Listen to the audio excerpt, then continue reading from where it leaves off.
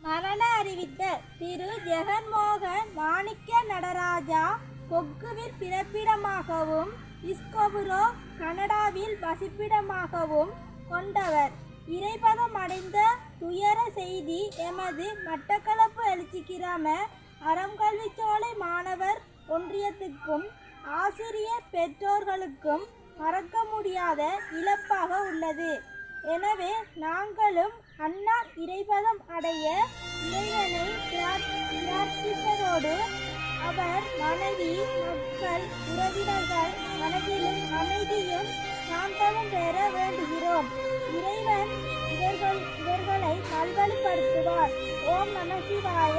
அறநம்பிக்கை நிதியம், அறங்கல்விச்சோலை.